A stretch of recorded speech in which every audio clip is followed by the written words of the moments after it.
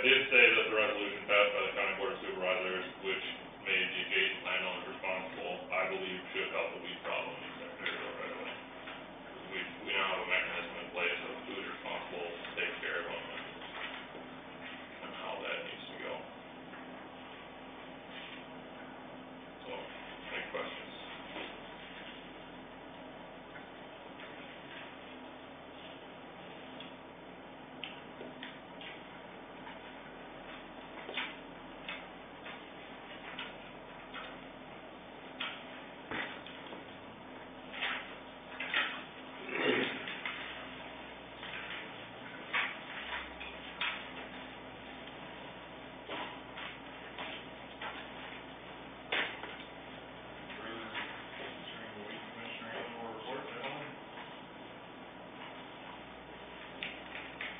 For me.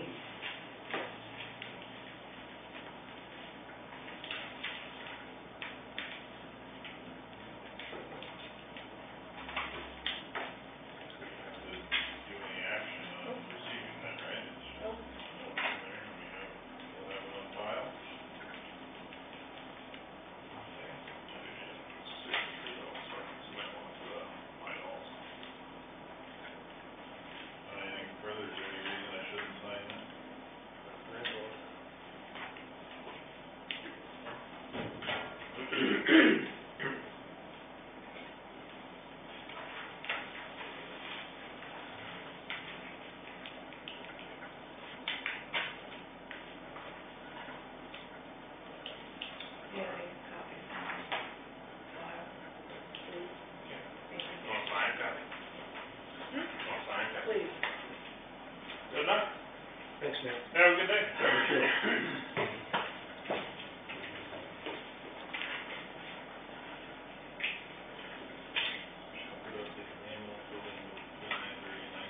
Do you know how long that would be? How many ducks do you have?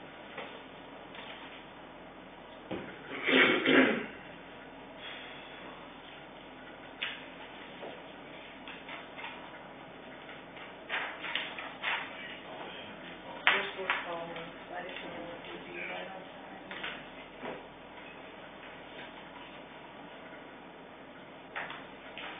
Back to that.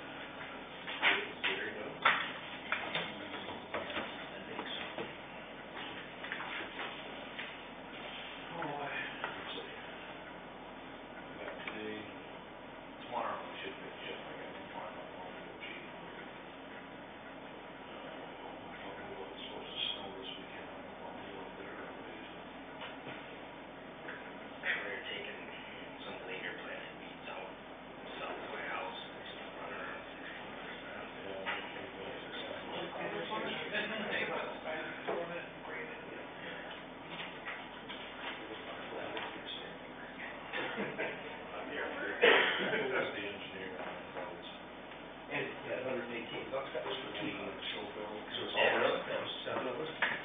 And what he does is we put 4 in each car. So I thought that was very reasonable.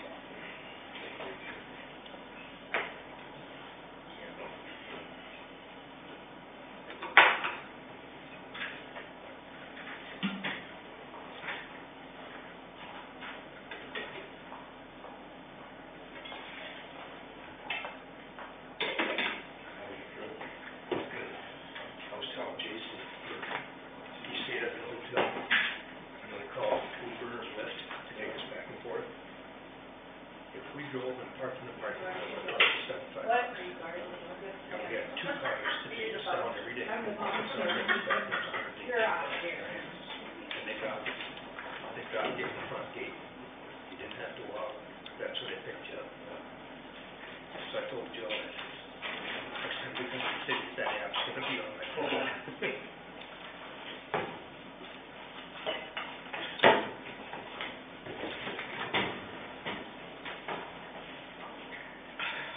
No, I hope that $118, that was a tip every day. Yeah, well, that was just, you didn't have to worry about it. Thank you. We did. Two months ago. No. No? No? No. We didn't say. No. Thank you. Thank you. Stay right off, but yeah, it was a bus. Yeah.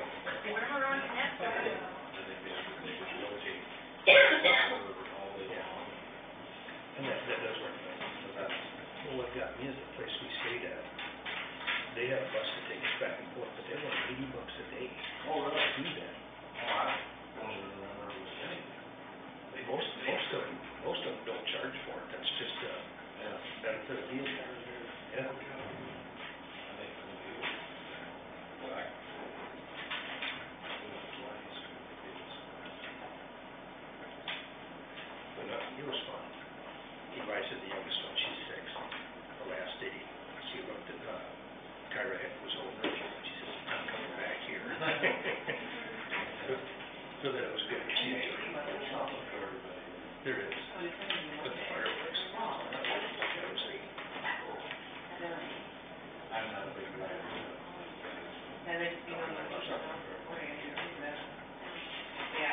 There was one that was stacked like this, and it took you up, and those pictures just all came at you. And I turned over, and I was talking to Diane, and I turned back just as the plane come right at us. Did you scream? No, I ducked. But, you know, when you know it's not real, it's still.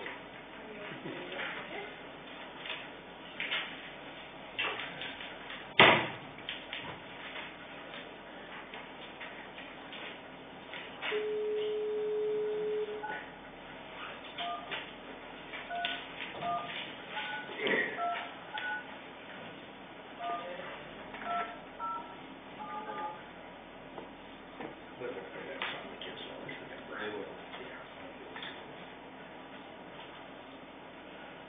And I was just riding the airplane right.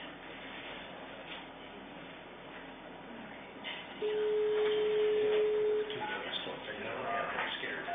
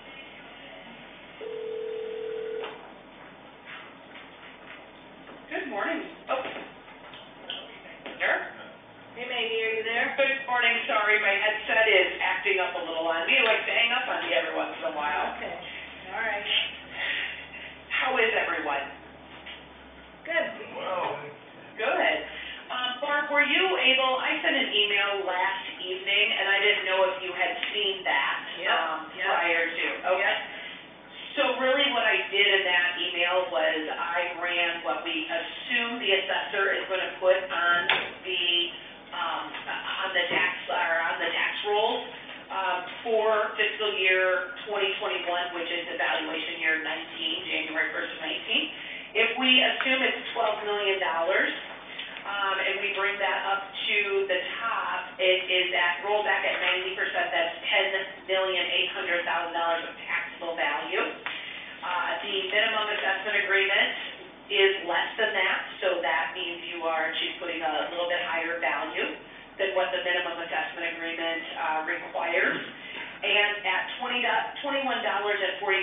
Now again, we don't know that will be the tax rate in 2021, but that is the current tax rate confirmed by the county now for the year that we're in for fiscal year 19. That will produce $231,488.82. Your debt payment, principal and interest, starts in 2021. You've been making interest-only payments. Principal and interest starts in 2021 of $220,025. So that means that you're looking at having somewhere in the neighborhood of, maybe $10,000 to $12,000 left. As we had discussed when we first took out the bond, it is in the best interest for the county to collect that extra money, so to collect everything that you can collect off of that area, off of that mill, so that you can pay back any interfund loans that you did for the interest on those payments. And we had shown that in that very bottom line where we talk about the debt. And so you've got approximately for fiscal year 19, $121,396.81, and for fiscal year 20, about $82,025 that has to be paid in interest from the debt service.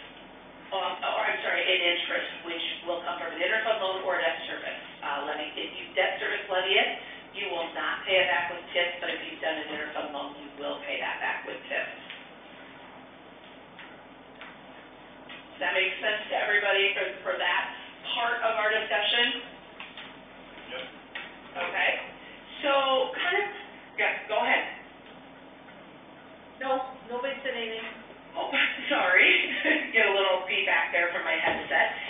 So for going on from that discussion, there has been discussion around the fact that the county is looking to work on what we would consider to be phase 2 of this road project. And as far as knowing kind of where we're at right now with this sort of phase 1 and where these numbers may come in at, we've had this discussion the last couple of weeks about what really are your capabilities for borrowing that extra money, and what that may look like from a couple different perspectives. The one thing that we discussed from the perspective of doing interfund loans is that you definitely can interfund loan yourself the money if you have money in some sort of, if you have the money somewhere in one of your fund balances that you can loan yourself the money to complete phase 2 of that project. The problem with an interfund loan is that you have to determine how that fund or that loan, that interfund transfer is going to get paid back. With that being said, from the perspective of paying it back with TIF, looks to be not the primary way that it appears it would be unless there is more growth out in that area that you were able to capture. A $12 million valuation, although it exceeds the $11.1 million that we, put in the minimum assessment agreement, doesn't get you enough to take out $700,000 to $1 million worth of new or additional debt. It doesn't really afford you the opportunity to take that out and have additional debt payments being paid from TIF. So an interfund loan, although, if it is a, $100,000 to $300,000 loan, definitely it's something to look at $700,000 to $900,000. Likely, if the county can't, if the county doesn't feel comfortable internally taking that from themselves and figuring out what the repayment of that may be or where that source may come from, then it would not be our suggestion to go ahead and to borrow it through an interfund loan.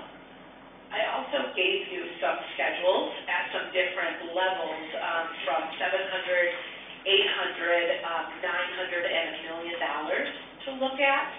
Again, not knowing exactly where this project will come in, what the actual cost will come in at. We have estimates right now, but that is still just an estimate. We know that we have loan funds that are still available so bond proceeds are still available. We know that there are some costs that still need to come off of those proceeds, and then that should leave what we estimate to be about $703,000 of available proceeds left for phase 2. With that $703,000, we feel that there's probably another $209,000 available in RISE funds. So altogether, I think that walking through the numbers that we did last week, we're comfortable to say we're around that $900,000 mark of what should still be available for this phase 2 project. The estimate, though, on the phase 2 project is about $1.9 million. And again, that's just an estimate. So we're saying we probably have about half of that, maybe just a little less than half of that, in available funds between RISE and leftover bond proceeds, and that's where the county must come up with the second part, or the other half of that. Once we have the bid in hand, we'll obviously have better idea of exactly what that cost is. Is it really 1.9, or is it 1.8, or hopefully even like 1.7?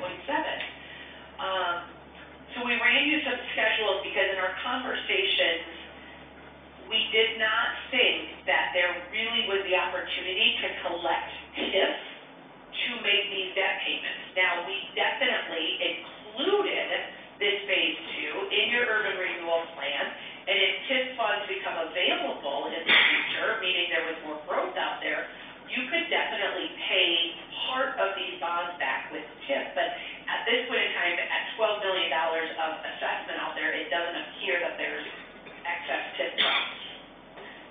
So the $700,000 to $1 million schedule that we had provided really just show you over 12 years of level debt payment based on what we think we could get in interest rates here in the next few months. This is your final debt service schedule, or an estimated debt service schedule. On the $700,000, it would be payments of approximately $75,000 to $80,000 per year. If we take that at your taxable valuation, and that taxable valuation, I do want to point out, in that yellow column, we took it from 581, 129 to 591. Now that is because we're basing that on about $10 million of additional taxable value, and that $10 million comes from that $12 million assessment. So if we add that in 21, that makes for your principal and interest payments from 21 through 31 at around an average of 13 cents in the tax rate. So if you were to levy this across the county, it would be approximately on the $700,000 note about 13 cents based on the estimated tax rate increase. The one thing I want to remind everybody is, it's not ideal. I know it's probably not ideal by your board to go ahead and levy this in the tax levy of the entire county. But I remind you that when we calculate the TIF tax rate, that TIF tax rate does not get to include the county's debt service levy. And so by you guys not getting the debt service levy rate, in that TIF tax rate, that means that debt service is protected from TIF. So what will happen is in your general budget for your, for the county in 2021 that you're working on a year from now, in 2021, your general budget may look something like, it's got a big number in it.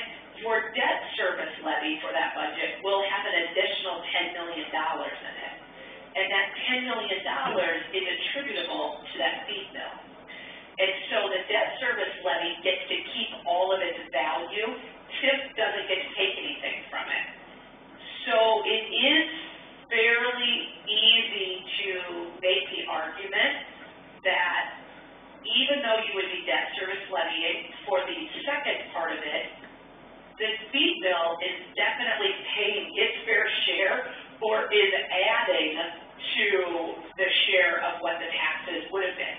Had the feed mill not been there, the debt service levy would be higher for this type of project. So the feed mill actually buys down that debt service levy slightly, meaning that because they bring on that extra $10 million of value, they really do pay their fair share of the taxes on that second road or that phase two. Going to an $800,000 schedule, you raise up to an average of about 15 cents. You raise up to an average of about 17 cents on the $900,000 schedule and an average of about 19 cents on the $1 million schedule. That first year, I will point out, that is interest only, because again, if we were to take this bond out, let's say this spring, once we have a pretty good idea of what the cost is going to be, and we know that things are kind of on track and proceeding forward with phase two, you can't make a principal payment in 2020 because you don't have a levy in place. Now, if you were confident, we could implement a pre-levy, but I don't know that that's something you want to do, especially if you're not going to possibly have the bid for this project until February. I'm not sure it's something you want to do. I think more or less you would like to probably just wait and issue the bonds when necessary and then go from there. Again, I'm talking about the issuance of bonds because we're assuming it's in the $900 to or $800 to $1 million range. If the estimate comes in, or if the final project comes in extremely lower than what we thought, and there is an opportunity to do some interfund transfers or something, we can definitely look at that and figure out what are some of our other options for borrowing, maybe without doing a municipal issuance. What kind of questions does everybody have? That's a lot of information, but I really do want to hear from you folks and to kind of what your thoughts or questions may be.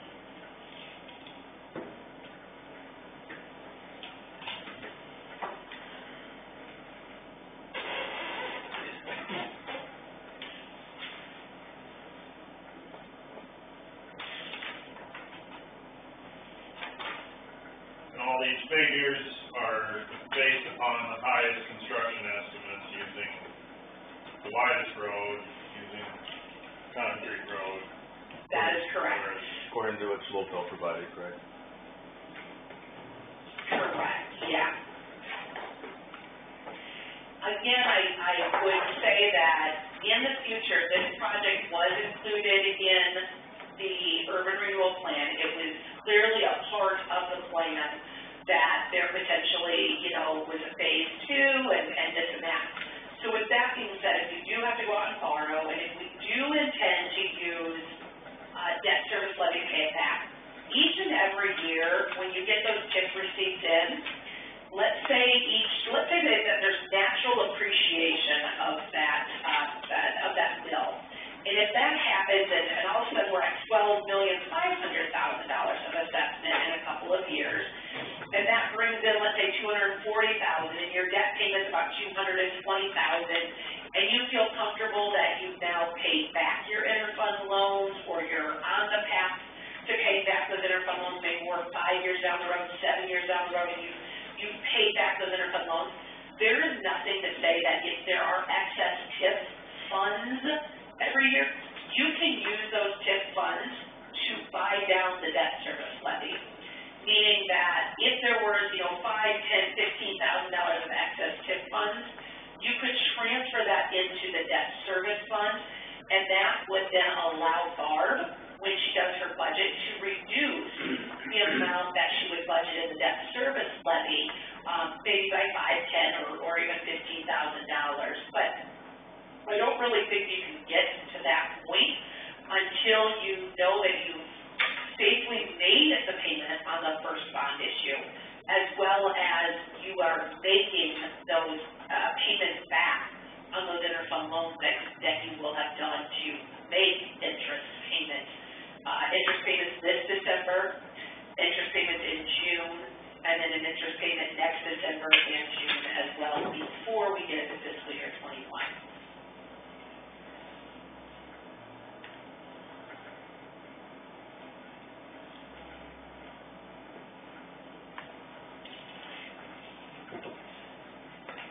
And I can say I very much appreciate the effort that Barb and Jason took last week with me to sort of walk through where we have available bond proceeds now, what things have to come out of those bond proceeds, what is still available with RISE. I felt like that was a great conversation to get us to this point of having this discussion of this is what it looks like from what you consider to be the high end of your estimate on the road work.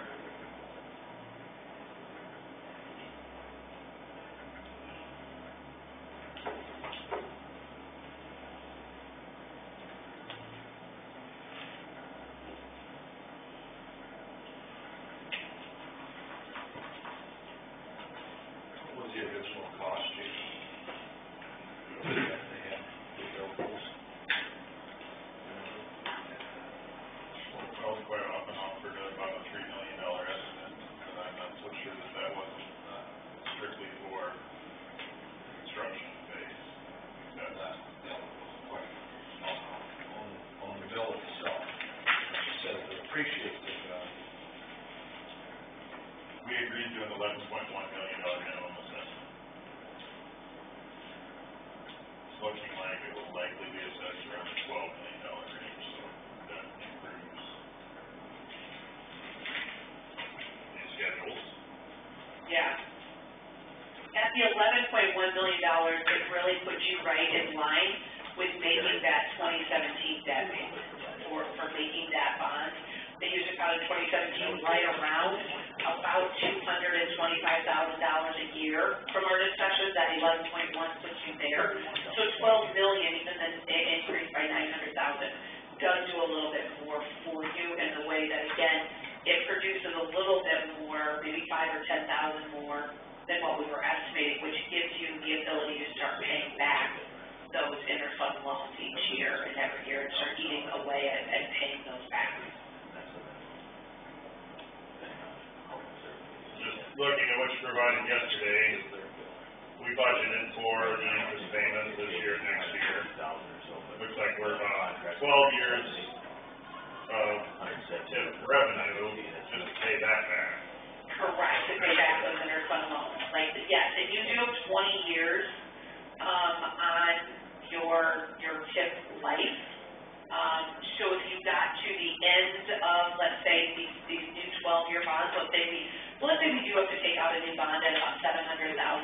If we got to the end of that and we were getting close and we knew how much the receipts were every year, we looked at the outstanding 2017 debt payments. Technically, you could do some interfund loans each year to pay the last 2 or 3 payments, and ultimately, you could collect revenues off of this area for 20 years to pay back those interfund loans. It's all just about how you're going to move the money around to be able to collect. Anytime you pay a payment with debt service, with a levy of tax dollars, you cannot reimburse yourself in the end with TIF. But if you do an interfund loan to make the payment, meaning like you borrow your sister's lunch money to make your payment, then you can ultimately go back and pay your sister back with TIF funds. And so that's really how we have to look at it. And so that's a strategy that we look at is how long does it take to pay off that first round of interfund loans? And then as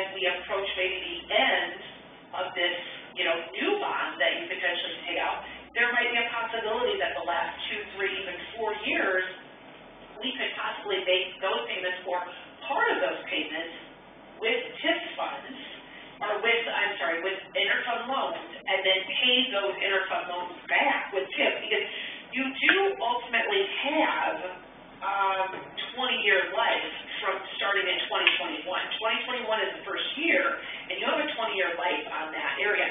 The other thing is, if something else comes out and develops out there, or if they would add on over time, and there were no added incentives given and there was no further infrastructure needed, you would see that valuation increase, give you increase to that area. So that's something to always think about and look at, that it is just right now that property itself, but that there could be either expansion or growth around that area in the future too, that could lead to more increments. And that's why you issue general obligation bonds. If you get to make that decision each and every year then, when we know where the value is coming in, and when we know, where the tax rate is, estimated to be, things like that, you get to make that decision each and every year. Are there excess TIF funds that we could be using for part of this payment?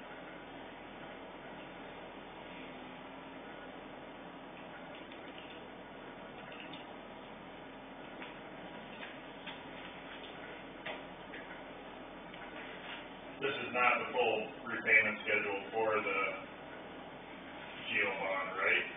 We go beyond year 14. Yes, correct. So the 2017, and I just actually had that, I'm looking at that right now.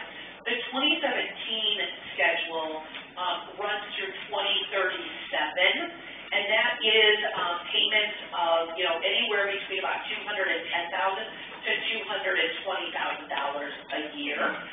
One of your highest payments is in year one, in 2021.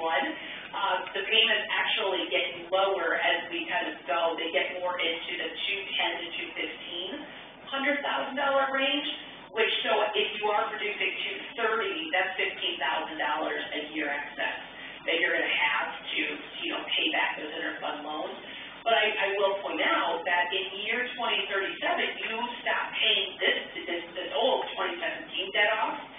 But I just said the TIF district runs through, it would be 2040. So you'd have 38, 39, and 40. You'd have 3 years of TIF collections at approximately $231,000 each that could go to either paying back interfund loans, going to paying back, additional debt, anything like that. Now, we didn't give you on the schedule for the 700 to the million. We can talk about interest rates when we get to that time and where we're seeing interest rates. We just ran these over 12-year schedules because 12 years get you a little past, the 10-year mark, but going out to a 15-year bond at this time of the year versus when you did it last year, significantly different interest rates. So you issued a 15-year bond last year at a 2.88%. That is very, very, very low interest rate, and we were very excited that you got that rate. But in today's market, with a year's worth of increases by the Federal Reserve, some increases based on tax reform that we saw at the very end of calendar year 2017, we're looking at interest rates probably today's world on a 15-year bond of at least 3.5. And so in our projections, we projected really out at about 3.76.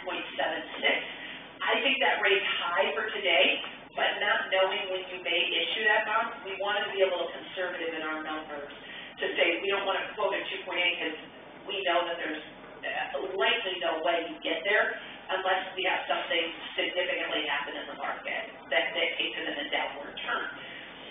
I remind you that as the stock market soars, our bond market usually demands a little higher interest rate because there's less demand on the bond market.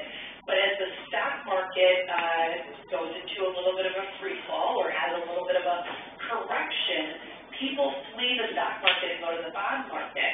And by fleeing that stock market and taking their money to bonds, to municipal bonds, they drive that price down on those bonds, meaning they drive down the interest rate. That demand for municipal bonds drives down the interest rate. And so we actually had, although the stock market had a correction, has had a couple of corrections these last month and a half, we've seen bond rates those weeks where we've seen the stock not doing so well. Large investors tend to, maybe pull some money out and put it in a little bit safer investment of a municipal bond at that time.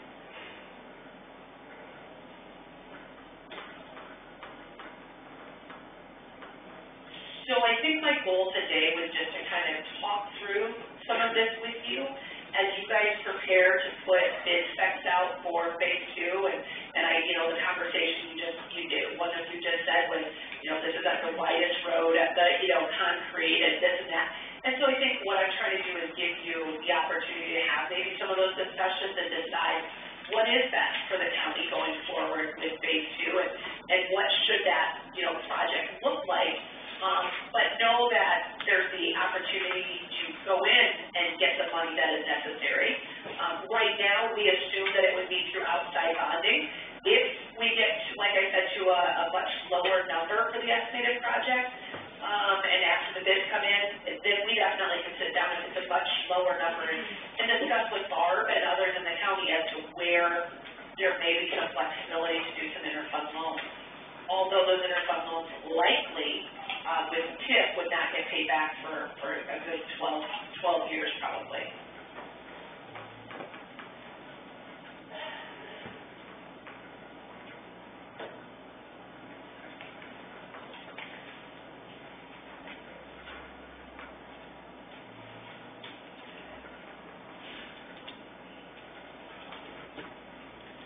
I'm still hesitant to go out and do a second borrowing, personally. What was that? I'm still hesitant to go out and do a second borrowing. No, and I do completely understand that, but I think Barb's concern and my concern would be, where does the money come from in the county? Do you have $1 million that you can put up and not get back for 10 to 12 years, not refill that bucket of cash for 10 to 12 years? At that point, if we look at the ethanol plant GO bond that's likely to be paid off in 2020, Barb's giving me a look. I've talked this over with them, we're sure when it's out on the phone that they're rolling their eyes the whole time, but.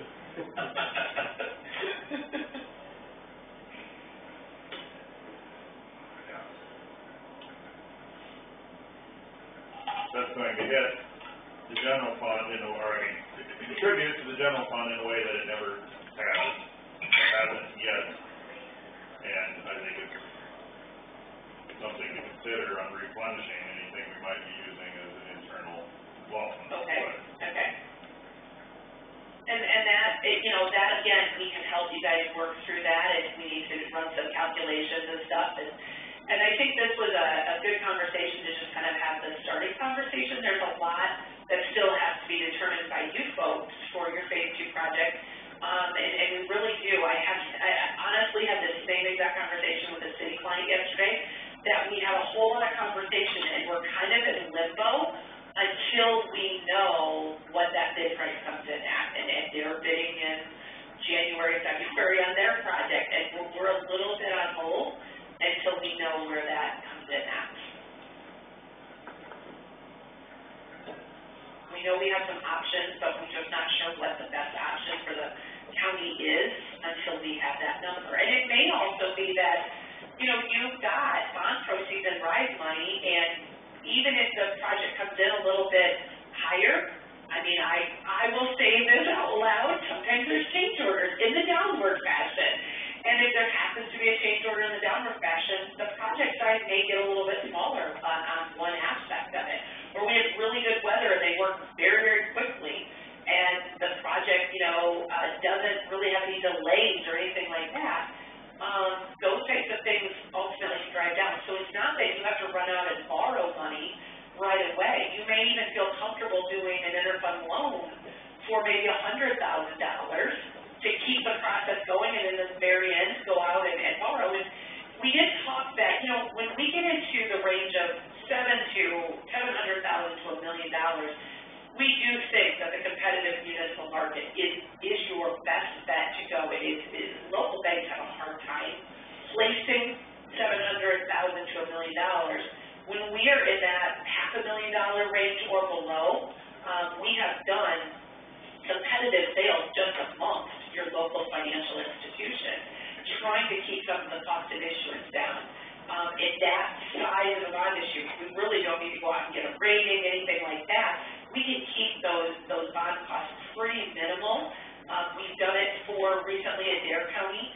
It was a $300,000 borrowing that they had to do. They literally could not come up with that money anywhere, but they felt comfortable, again, not getting that back for probably 10 years.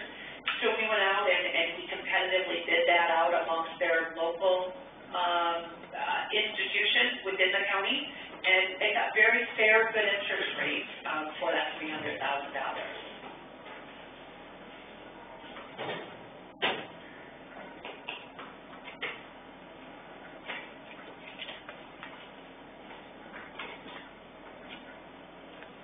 Thoughts, gentlemen, or questions for Mrs. Berger?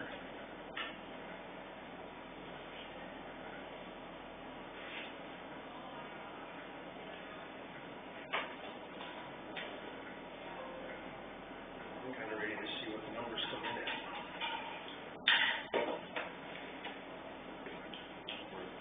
I'll just go on record, Schofield Engineering, you miss it by 25–30%.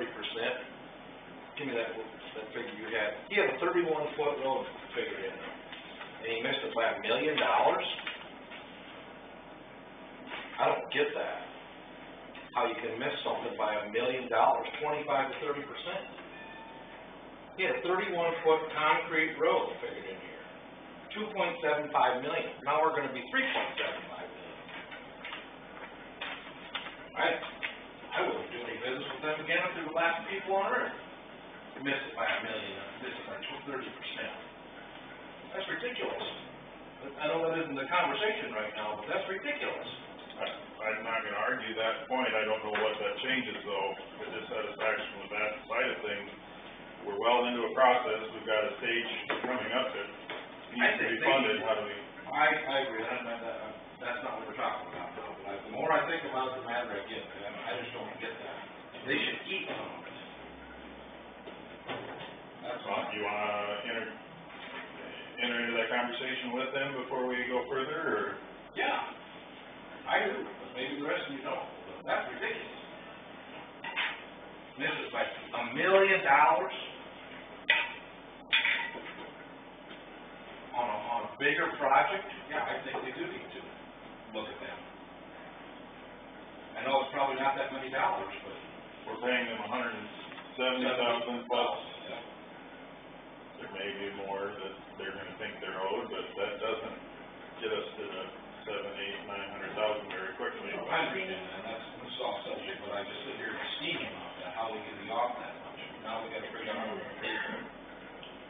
And she's identifying options that we Yep, have. and I appreciate that. And Yep.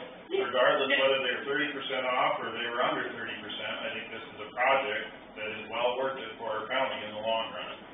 It's not something that, a situation that I like, but how do we address it? Being mad at them is not.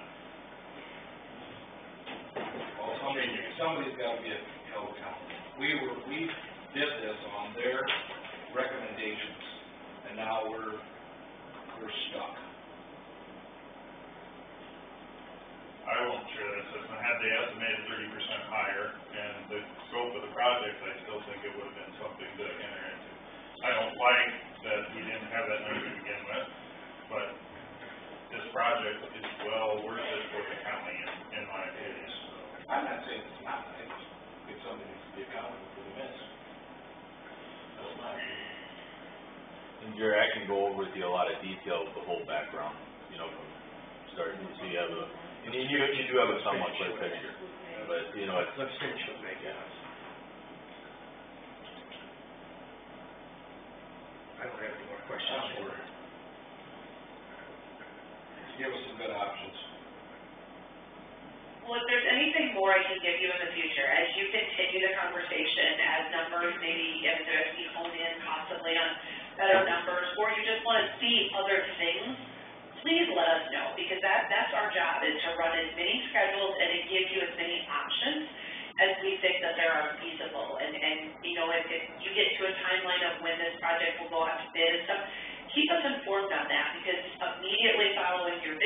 building, we can start to crunch numbers again and look at things and decide where there may be some area in the county to draw on and what that availability might look like.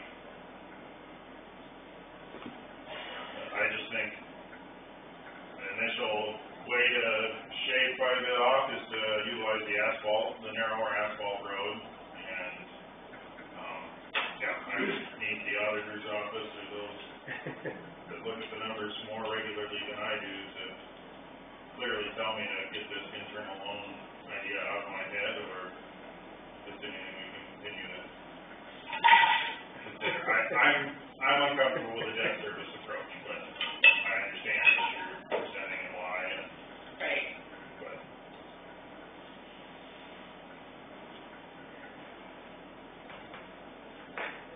Any more for you guys? No. Thanks for all your input. Well, you're very welcome, and again, let's continue to have the conversation moving forward, and when you guys need something more, you just go ahead and let us know, okay? And Barb, if there's any questions about those interfund transfers ahead of your December 1 payment, anything like that, please let us know. We're happy to help or give assistance on that. Oh, we will. Okay, thank you very much, you guys. You have a good afternoon. Yeah, thanks, Maggie. Thank you, bye-bye. Bye.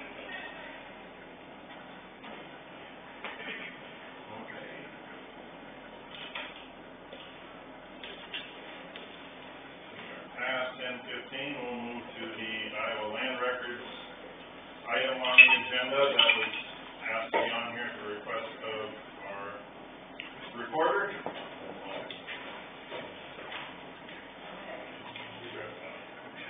Well, to start with, Iowa Land Records would be an awesome tool for everyone to use if all counties did what we do, and that is check our documents before they go on. Excuse me, can you speak up a little? I got tinnitus and I have a hard time hearing what. So when we get a deed, we will take it over to the auditor's office. We check legal description, name, percent of ownership that's referred to on the deed.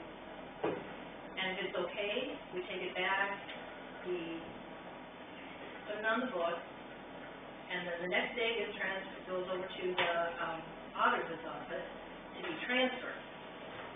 Now, the last few weeks, they have been very busy. So we had several deeds that lay for several days. That's not their fault, that's just all part of what the whole process is up there. No one called and said we're in the deed, because they all know. They want it done correctly, and that's how we do it up here. Now, I have a letter from Phil Dunshee, who is Iowa Land Records Project Manager, and he assures me that there is absolutely no problem with how Iowa or Osceola County submits to Iowa Land Records. He said he would make that very clear. Now, we wanted him to call today, but he's been having some health issues. He was on vacation, had an accident, was in the hospital, has several pins in his leg, and he just isn't, so he's not going to be calling. So, but I have, if everybody wants one, and so they have no problem with how Osceola County submits records. So this really isn't even an issue.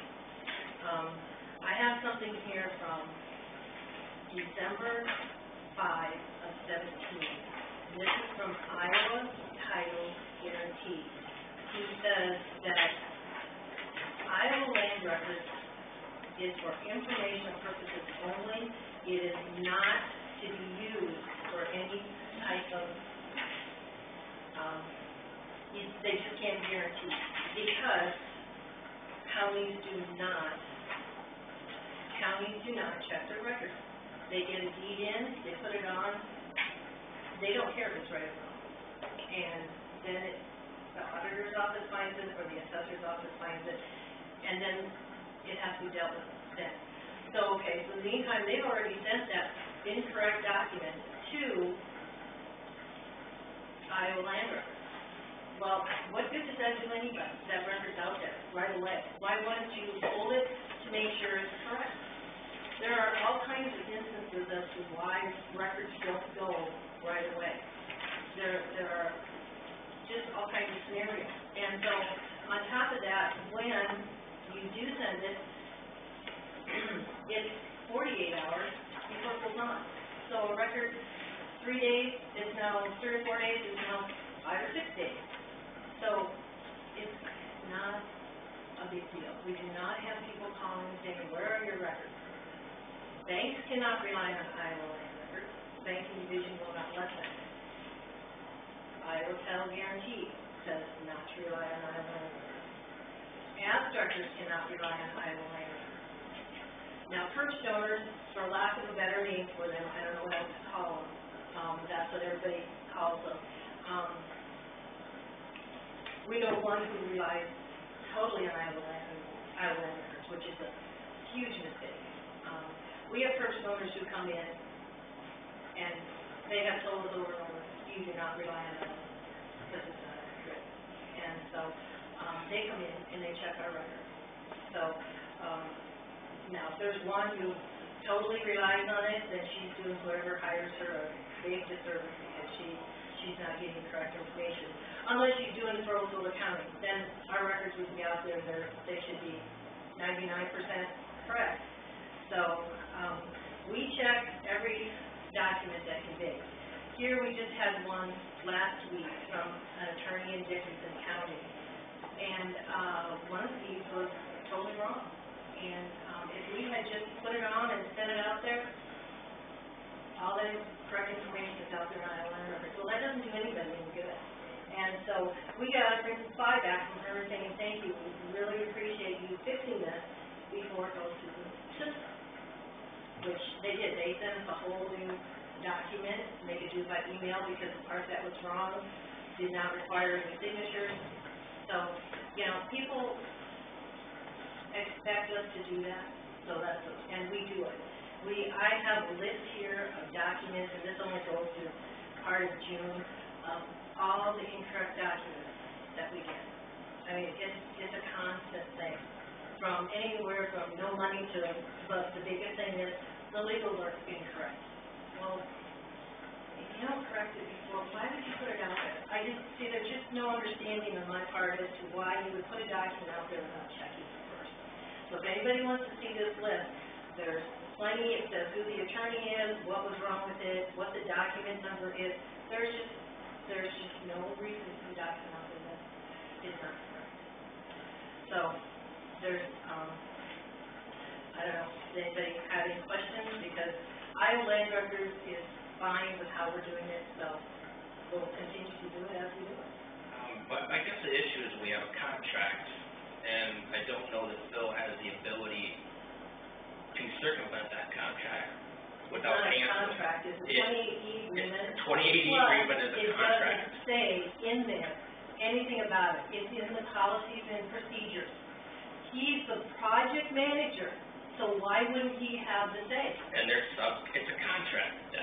Well, And it's a contract, and they are subcontracted out to people like the Accurate Court Reporter, and that's their agreement with them. Do you That's how read that it? window of time works. Do you read it? There's several counties that do it like we do. They don't, and he says that right in there. So I don't see what the problem is. The problem is between Iowa Land Records, your office, and the Accurate Court Reporter with that contract. To simplify this, they need to work with the subcontractor, which is Accurate Court Reporter, There's a curb stoner. and have them There's no title plan. redo that time frame for when they need to have their information, because that information relates to when they're supposed to get it to put it up. And it's a contract, and in order to get out of said contract, somebody needs to get rid of said contract. Okay, so it's a contract. It's 28 years, okay. You don't have the ability to just go in and change a contract I'm not sure. with a verbal anything. What would it take to change that 2080 agreement? Oh, I have no idea. I think we should talk to Nolan about it, see what it would take to I adjust don't it. know. And that's what I I'm not sure asked last time we had this discussion, to see about how to get out of the contract. Because that contract doesn't involve just the county and Iowa Land Records, it also involves that third party that files that stuff on. that sorted out, that we don't have to submit it in that time. That's their contract with Iowa Land Records saying that we want this in X amount of time. And you can't just go in and change a contract without both parties agreeing to change it. There is no one who has a problem with it, so there is no one. It's a except legal for- binding document. You can't That- just say, all That right, is not what we're talking about. that is what we're talking I'm about. saying that there is no one else, no one, but this first owner in Spencer who is not an abstractor. She can call her company anything she wants, but she does not have a title plan. So anybody that she's doing business for, if she does not come into our office and check documents, she's doing them a big disservice. Because you've got all kinds, have you ever used Iowa Land Records? No one can submit Yeah. anything to Iowa Land Records, no one, except for recorders. Oh, I think attorneys can submit on No, Iowa they Land Records. cannot, Are you sure? and no, I am positive, no one can. No one can submit except for recorders. Get your facts I straight. have to double check on it. Yeah, you do that, because you'll find out you're not I'll correct. have to check with Dolan, but either way, be that as it may, I'm saying you need to get this sorted out with Iowa Land Records, accurate court reporter yourself, because they do have a contract. I It don't is have to legal. sort out anything. It's a legal binding I contract. have this from Phil Dunshee, the Jeff, project manager. There are all sorts of things So that I'm people fine. don't want to follow, that are in the contracts, that are in codes. You just can't have everybody going willy-nilly, I'm not gonna do it because I don't feel Let's sit like down it. and visit Will and see what it would take to change Oh, that. yeah, that's fine with me. That would be the easiest. Just get it legal, Personally, get it above board, there isn't a problem. everybody's on the same page. Nobody has a problem. Because I think she got 10 other counties that also file that she does this for, and we're the only one that seems to be the laggard. So, Really? Oh, well, she's doing those counties a big disservice for whoever she uses it for. There is, and I wanted to also state that, we all know that, Solutions is expensive, but there's no certain software for Iowa Land Records. There's no special expensive software, you know. The person who wrote the article doesn't have a clue what's being talked about. So, like I said, then I would recommend that you get with Nolan and sort this thing out to get it all above board, so that all three parties are satisfied with the requirement. Let's look at our options. there's just, like I said, it's not a problem. It's a very insignificant part of what we do over there. And just because she can't get her free copies fast enough, that's what she's complaining about. She needs her free copies so she can turn around and sell them, which is what she's doing. Osceola County pays over $2,000 a year in maintenance fee for Iowa Land Records. Whoever uses Iowa Land Records doesn't have to get paid. They can take their copies off of there for free, which is what she is doing, and that's why she's complaining, because she can't get them fast enough, so she can turn around and sell. I don't think that's right. If we have to pay to put it on there, they don't have to pay to get the information. Exactly. But some legislature has some friends who didn't want to have to pay for it, and so that's the way they passed it, so that you don't have to pay to use it. Now, if you use Iowa Land Records, when we index our name, when we have two-part name, there's no space. That's not necessarily so in Iowa Land Records. You will find, if you go out there, because when Iowa Land Records first started, I went out there and looked for a mortgage. I knew I had a mortgage. It wasn't out there. But it is, but you just don't put the name in there. So Iowa Land Records is very unreliable as far as that, and if you read any of these, it says, don't rely on Iowa Land Records. It's for information only. I had a surveyor in a couple of weeks ago. I said, do you rely on Iowa Land Records? No. He says, we look at it to see what's out there as a starting point. He says, but no, you can't rely on it. He says, we still have to come in here and do our research, which any good surveyor, attorney, abstractor does. They come in and check. We get the banks come in and check. We have attorneys come in and sit down in our public unit and check. Marcia's in here all the time checking. We have other church donors, one's from Alton, one's from Spirit Lake. They're in here, they check because they know they cannot rely on Iowa Land Records. So our records, when we put them out there, they're correct. And I'm not going to put them out there till they are correct. And if that means having our deed not go for 7 days, then that's what that means, because they're gonna be correct, I'm not putting anything out there that we know isn't right. I'm not debating the merits of Iowa land records, that's up to the legislature, but the contract is the contract, and if that's the agreement we made, sort it out with accurate court reporter and Iowa land records and get it fixed. Let's talk to all of us here. Okay. May I make a comment as a bystander?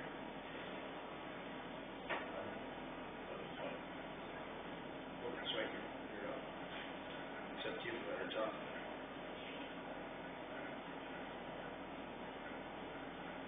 But anyway, you're in charge of this. If she wants to talk, whether she can talk or not.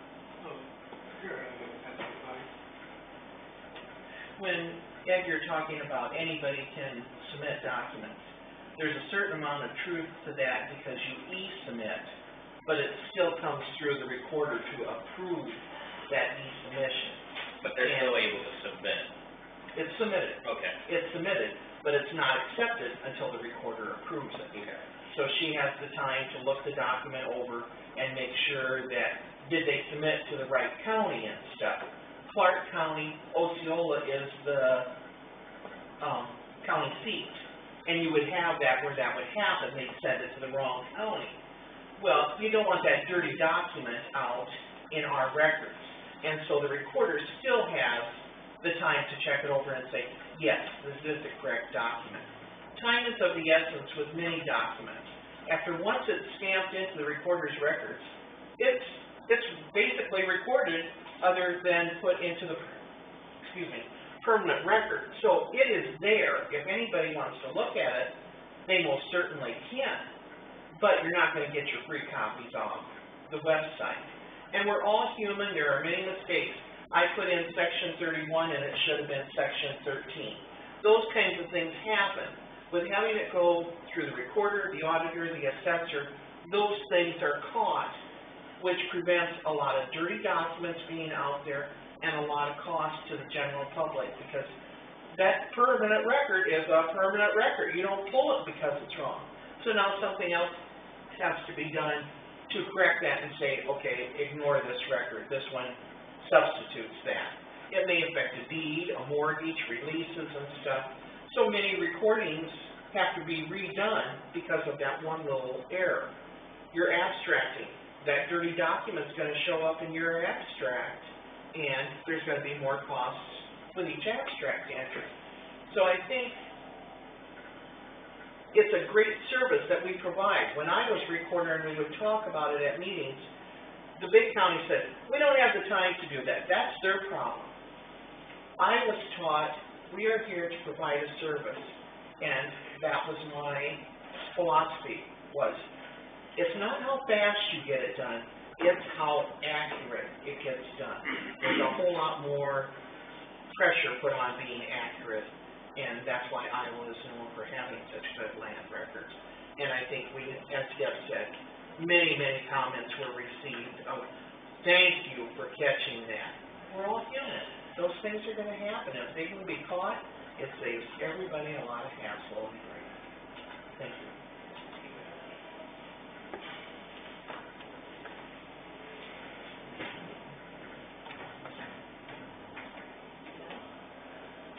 Thanks, Dan. Thanks, Deb. Thanks, Darlene. You as well.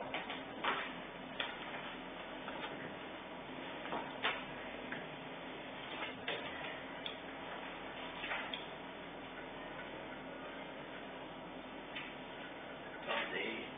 Is Darlene still here? No, don't worry.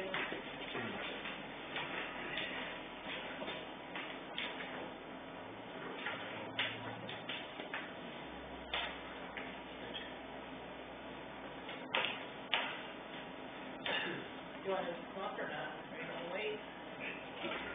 Wait, okay.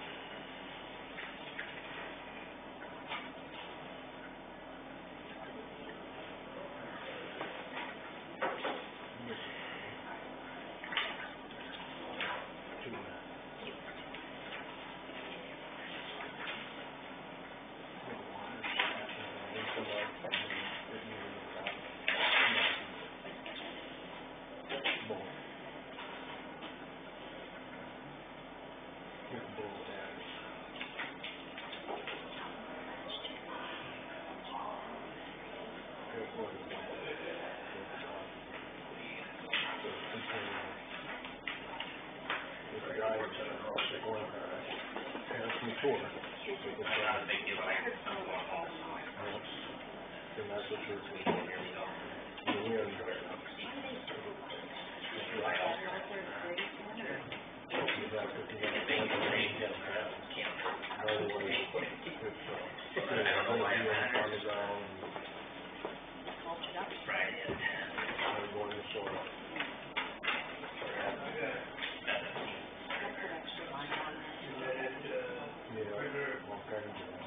Yeah, yeah. Right behind the hospital. When there's a funeral. I got an email on that too. You can't because it's not counted. You never know. That's what. There's no more. Anyway, they don't let you know. So, why does it happen at all? There's it for that. That turned goes when I was 23, and he quit when he was 62. I'm gonna be 62, so why didn't I quit? I think if you can't create a size, it's not 60. Well, I think some men are just happy, that's what they're. They're long.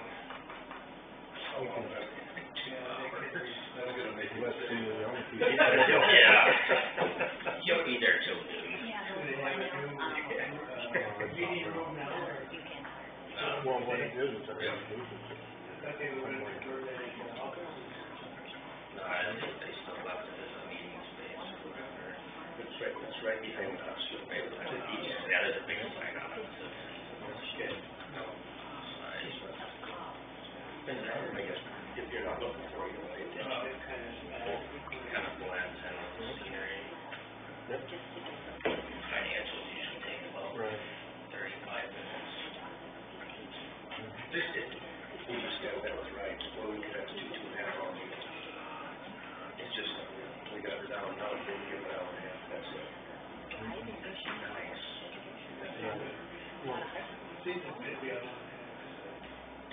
Well, and if you look at average, after an hour, we lose any place attention in our life.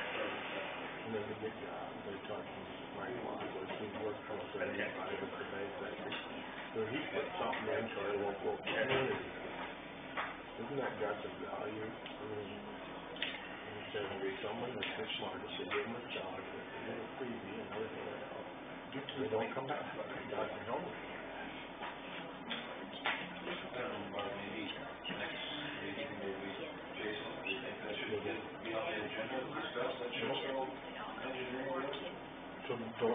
So don't, I want to get a little more information. Because we found out 2.8, right? Or, and how much have we spent? 10:45. I want to see the number. Are you ready, Tom?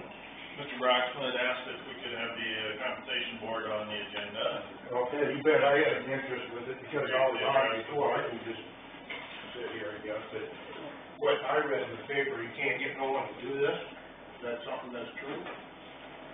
We've had 2 representatives, one of them declined being reappointed. Yeah. The other one did. See, when I was on there, Dennis Heilman did it for a year, and then he resigned. He thought it was pathetic. Barb Birkenpass was an attorney, and she found it very grievous. So I guess I've been thinking about it, why do you even do it? First of all, they're gonna want more than what you guys say, every time. Secondly, where's the rules? When someone gets on, where's the rules for this? You volunteer to do it, to try to help, and you get intimidated. You get told what to do. So it's not really an honest, free society spokesmanship from the side of the supervisor. The supervisors, there's 5 of you. There's 5 districts. 2 people picked. So what district? So it's not even fair representation. I think it's a smoke screen. I actually think whatever the state law is, you should try to complain. We've been through this, talked to David Johnson even told people, stupid. So, my opinion is, being on it before, Glenn Mitchell at one point came to my house. He's dead now, so I'll talk about it, but he told me it's a hornet's nest. I've got stories like that from a lot of people, and they're nice people. So when you own a business, and you run a business, do you let your help come in and dictate what everything you do? That sounds like dictatorship. So what is the terms and the rules? I was told it was 5 years, and I got on. And then someone knew. So what I'd like to know is why has certain people been on there 15 years? I think this is a smoke screen that you wouldn't believe in our county. First of all, I think it's a shameful disgrace. I remember when I was in high school. It's the same type of thing of being bullied. Give me a quarter, George. Boom! Hit me on the arm. I won't lump you next time if you give me a quarter so I can get a Pepsi. That's about how people are bullied to volunteer to try to help something for our community. I would say you should just tell them, have your deal without us, because you're going to be over anyhow. First of all, you guys are here to make business decisions on what we have. All these different things. I was told to be comparable. So they go to South Dakota. You know South Dakota, their property tax is due today. A month later than us, they're still farmers in the field trying to get stuff done. They got to borrow money to pay their taxes. Do you think that's good for young families trying to start? Why does the bank got to be in on this?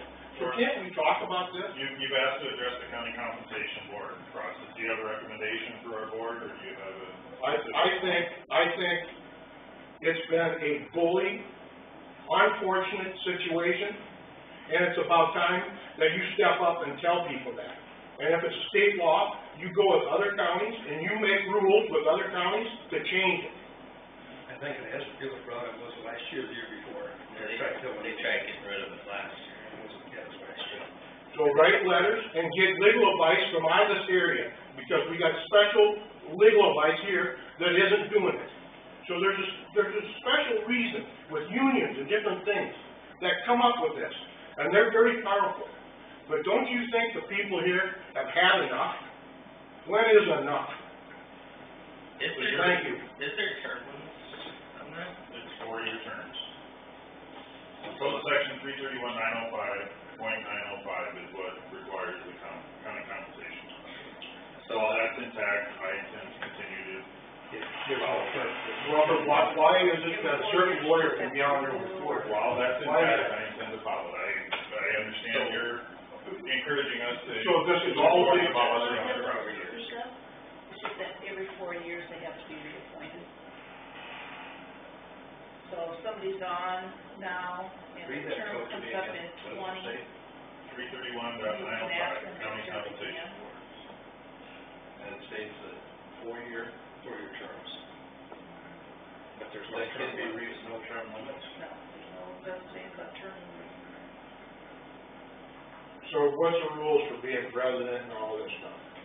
Just the same old game, the same old, like a little kindergarten show? County compensation board shall elect the chairperson and vice chairperson annually from one of its membership. It looks to me like a laughing stock of the public interest. You know, to me, we would be better off having a We the People Constitution Board. That would do more. I thank you for sharing that. Do you guys have questions or want to? Well, I think it's been discussed, was it discussed last year that they're trying to, what they said they're trying to work, and I, personally, and I don't know about the whole, but I would be for that too, to get rid of it. I would too. Because I've sat on some of those too, and it's a little bit ridiculous. Well, and then if you go to one of these, if you send your guys there, then they say, look, we can't do anything anyhow, you're gonna do what you want, so represent without us. Look, there's 5 different. Granters, they put There's certain things they have to do. limits on what we could do. Have you looked at the 5 districts? You really should have 5 people there. They don't have final say on what gets put into the county budget. They have a As recommendation opposed for to this serve. I mean, auditor, recorder, treasurer, county Yes, attorney, each have one. sheriff, each have one one, representative. of supervisors course, get two, supervisors. I mean, that's by code. Okay, just think about this. So I'm not arguing. Everyone's 100% represented when you're one. We're 40. The taxpayer's 40, the boss. Why can't we be 100? It's discriminating. Think about it. This board has the ability to completely deny anything that the I know, and you staff have. recommends to us, So what good is they it? are not dictating the process, we're just involved, or we're following the following process state law. that's in place. So you have general public people to come, why would they wanna be involved with it? It's like, okay, go out in the schoolyard and get involved in a bully fight. Who come up with that idea? I'd like to know who started this. What dates did this thing start, and what laws and who kicked this in? Was it we the people did this, or was special interest did this? Are you meaning? It's one of those things where you need to follow up with Wills and, Whiting and all the rest of these people that are running and tell them, you know, I want this changed. Because we can't do it. We're stuck. But those are the ones to talk to. You guys are representing us, and yet they put this above you to pressure you. That's what this is for. So I need you to know of my past experience of talking to different people, I thought it was well worth my time telling you, it should be in the field. But I'm telling you, if we can't change some of this stuff and make it simpler, That'd be the best place to start is with Wills and whoever gets selected for the Senate. Start visiting with them and try to get them to change. But they were close last year. They just need a little more nudging. but I think if the board supervisor writes a letter to them representing us about us normal people, we don't write them letters. Yeah, I appreciate that, I don't know that I've heard enough groundswell of support for that idea, to support that as a board to the state level.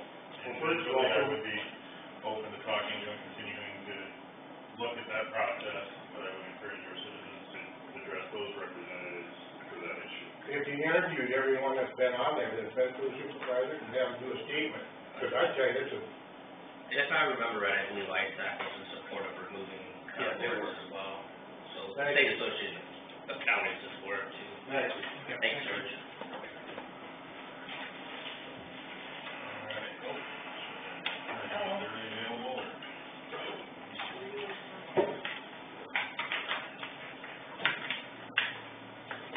Oh, there he is. Yeah, you're finally, sorry. No, it's all right.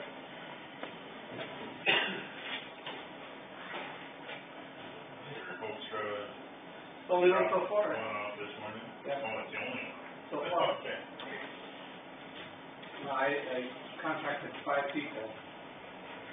Krogman from Ashton, Ackerman, Spurtley, H&H from Sibley, Steve, Phil from Sibley, and folks from, Michigan. So, Only received one back. yep, and I called them, I made contact with both, all these guys twice now. So, and I asked them if they can have it in by Monday of yesterday. They said they would, but hasn't happened yet. The only thing I got from, Old Shooting, for the steel roof, We and don't the want to say, steel we frame. don't want to say any numbers. Huh? Okay. So, Do we need to expand our circle out? Since we can't get anybody inside of it to film it, give them a week. Yeah, give them another couple of weeks. okay. Like I said, I've already contacted them twice, so they, told them it's kind of important that I have a list of bids by Monday. Because I had a meeting with you guys on Tuesday. They assured me that they would have it in. Try again, sure. So what are you actually getting bids for? The steel roof? Steel roof for sure. Okay. And then, separate bid, steel versus, siding, So for the sliding. Asphalt. well, For the siding. yeah, for the siding, For around, vinyl siding. you're just gonna tack it around the outside, on top of the, Yeah, they gotta kind of rebuild in order to attach. but you're gonna have the space in between it, okay? Well, when I spoke with the one from, Fortune, they said they would have to kind of build in flat in order to attach the siding to it. Because right now, the separation on the siding is so far apart. What are your thoughts on what we should do with those buildings, or what do you think should be done with them? Well, right now, it's spending. Or a paper roofing grade, or for, Well, for putting this one right now, putting this one back together, it needs a lot of work. is it inside, yeah? The inside doesn't look bad, but the outside needs a lot of work. The roof itself looks like it needs to be redone, because it's starting to fall down. It's sitting on concrete, right? No, it's on dirt. That's what I was wondering, would we be better off just to put up a new building? Well, that's. I think for the price that we're gonna pay, just to get this back up to where it needs to be, you might be better off. Set it on dirt. Yeah. But it used to belong to the state, so they all used it for the state trucks.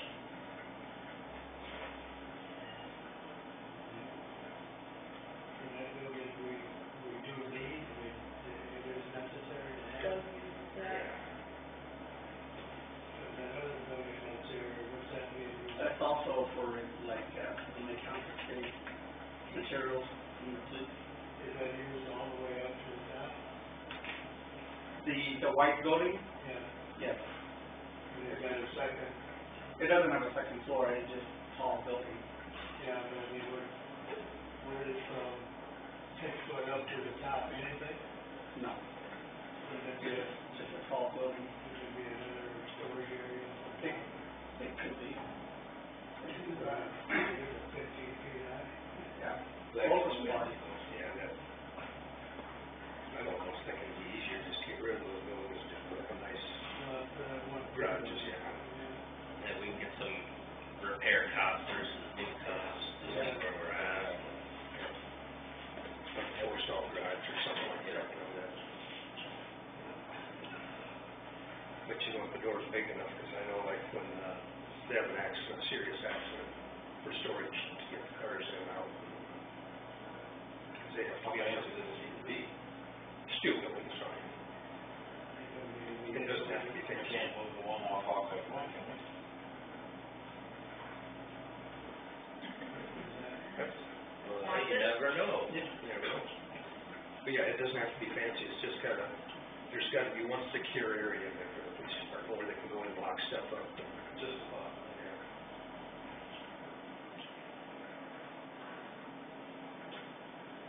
'Cause I know I hauled cars in from the sheriff's department when there was a serious fatality in the accident. It's gotta be able to put away in. Yep. Get some prices in, I would say. I'd almost ask for a price of like a, I don't know, decent four-stall garage. Okay. Or something like that. Be worth it. That'd be a lot of money, but. Same footprint. Yeah, just a basic, it doesn't have to Well, be maybe you insulated. could talk to Doug about what, that's what it's used for, sheriff's department. Maybe he can give you some insight on how big and how much. Because I'm just saying, if we stick a ton of money into this one, it would be better to have it. Yeah, We're starting out with floor foundation. Yeah. We just split the cost with, the emergency management. Because they have, that ambulance that's outside. Yeah, some of that, their access money, they can't spend for that. Okay. They're very limited what they can spend their money on. Can they spend it on rent? I think so, but I'm not sure. Because that's what I wanted them to split it, then pay for half the building. But legally, we can't spend that money for it. I don't know why, but it looks explore our options. Yeah.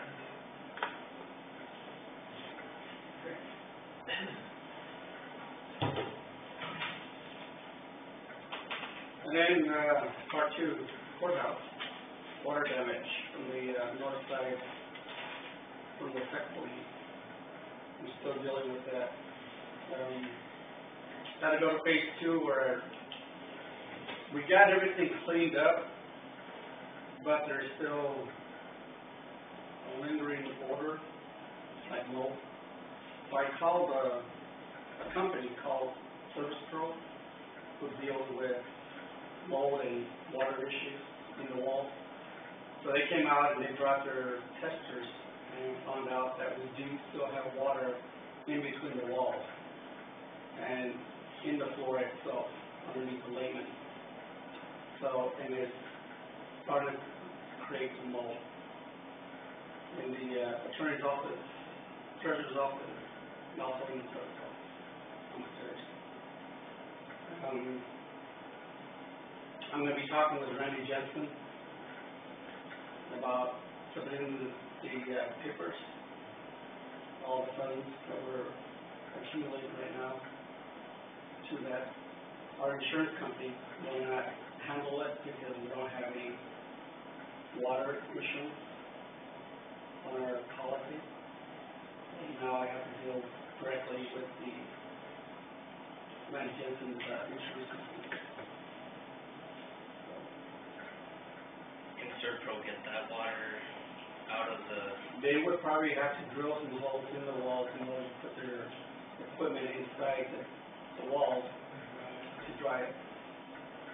And they would have to pull the carpet, pull it away from the walls, from the floor, and either if they can't dry the underlayment, they'll have to remove all that wood and clean up the mold and put new underlayment in there.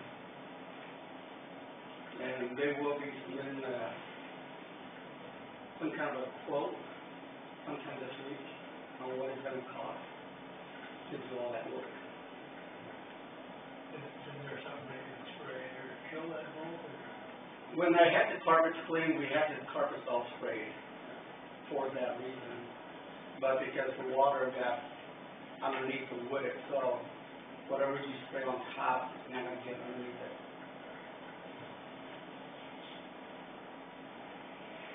The way it looks, we need to pull everything in. We need to pull everything up. We don't have a whole lot of choice. No.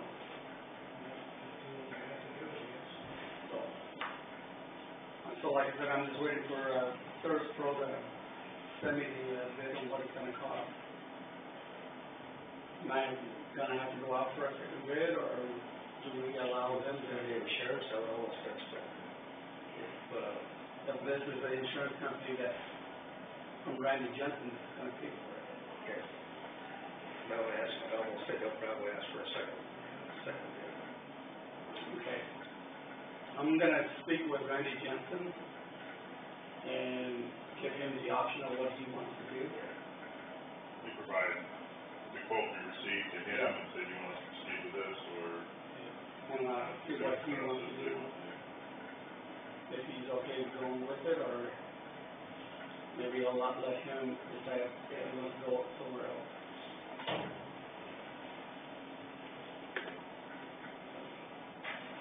Plus we have all the costs for this side of the courthouse too, old.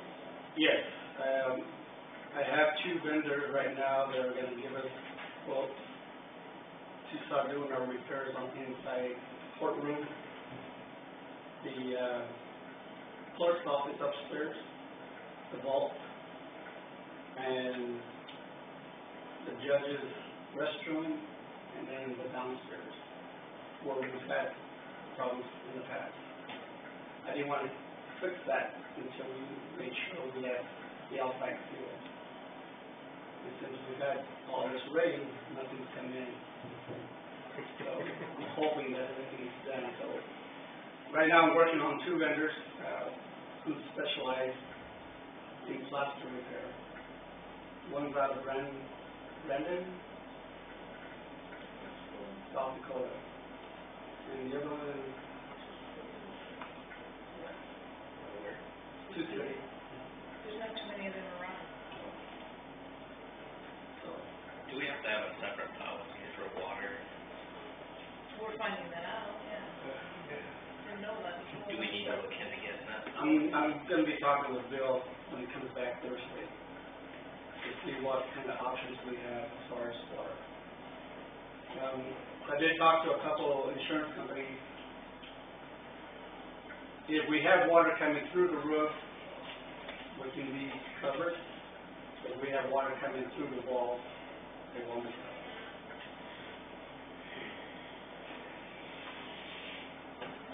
So, I gotta get that clarified through Bill, find out whether it's something that we can be covered with.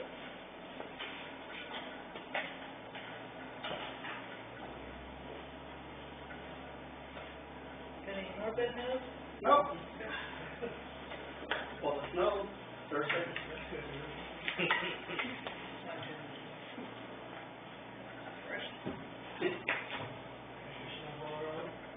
It's ready. But he won't be here Saturday, and we got a courthouse is open Saturday, so if we have snow, he's been delegated to come up with snow. I haven't played on it. I don't know how to run this truck. I wouldn't run it. We gotta be open from 8 to 5 Saturday. Football. Yeah, we're open last Saturday too, from 8 to 5. We've got a lot, we've never had this many applicants. Over 600 now. I got into that the last couple of weeks. I like that. Anything else? Thank you. Yep.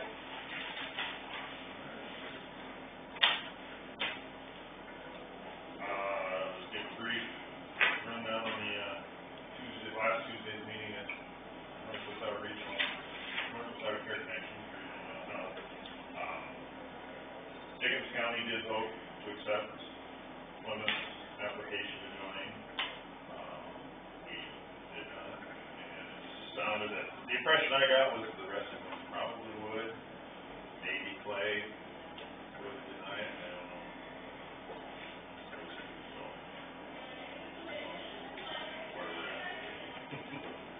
But, yeah, Lyon County having voted to leave the region the day before, that meeting was far different than anyone, usually pretty cordial, and nobody was irritable or anything, but it just, there was no air in the room, it's just such a different atmosphere. I'm guessing with time they'll change, but. Alright, anything other? Just to update with economic development, Mike's been pushing pretty hard for him to retire. And we did get somebody hired, a lady from, by Kansas City. Her parents live in Esterville, yeah, Emmitsburg. Which one's on right? Esterville. Her parents live in Esterville. And she's gonna start first part of December. And I'm sorry, I don't remember her name. Yeah. She interviewed very well. I was impressed. I don't think she's gonna rent an apartment across the street here. Yeah, she's looking for With an Margie, apartment. with All Willie. that. Yeah, right over here. And that's what she wanted. Is there a chairman on that board?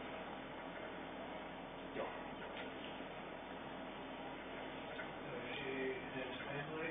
No, single lady. Yeah. She's worked for 2 other countries.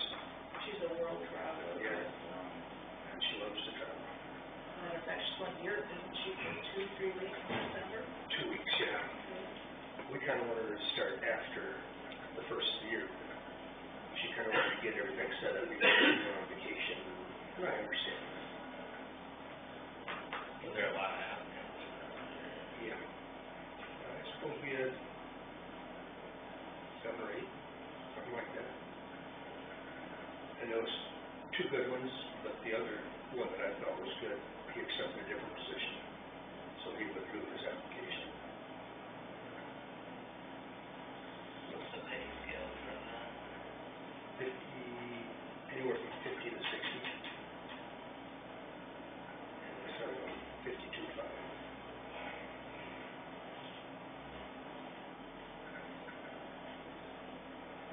Don't put those numbers on paper yet.